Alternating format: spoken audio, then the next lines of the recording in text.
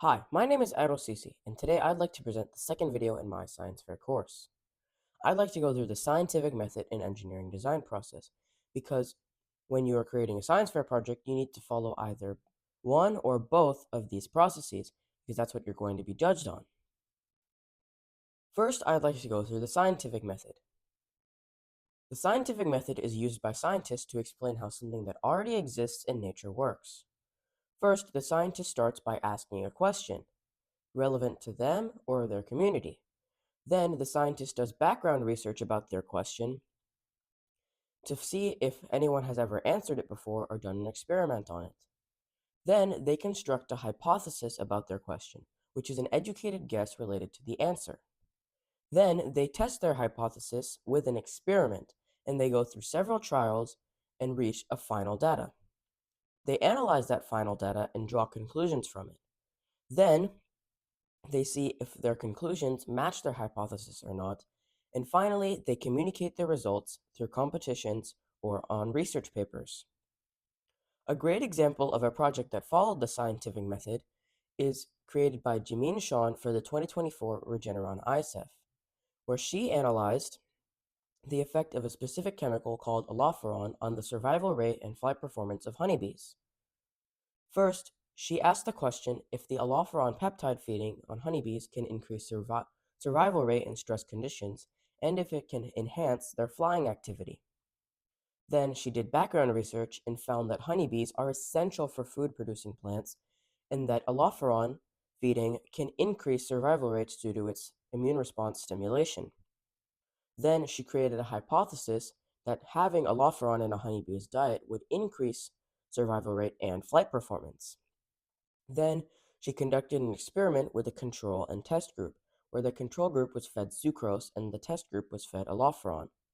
After 20 days, she found that the alloferon-fed honeybees were able to have a 30.7% increase in their survival rate, as well as enhanced flight performance through faster flight movements and longer flying time. Now I'd like to go through the engineering design process. The engineering design process is used by engineers to create solutions to existing problems. First, an engineer defines the problem that they want to solve with their engineering project, and then they do background research to make sure that their problem hasn't been solved before.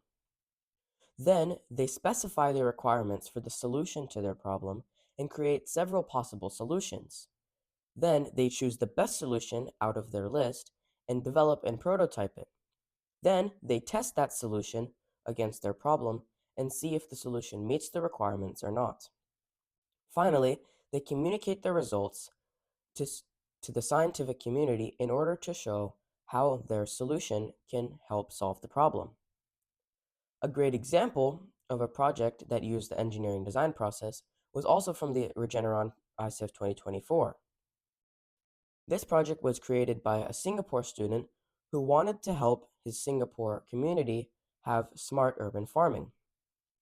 He did background research and found that in Singapore, the solutions that are currently available for urban farming are too large to be installed in tight indoor spaces, and they require lots of space and maintenance.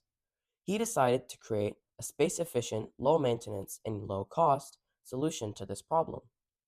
He tested several designs and found that a stacked approach, with each block in the stack having several holes for planting, would be the best solution.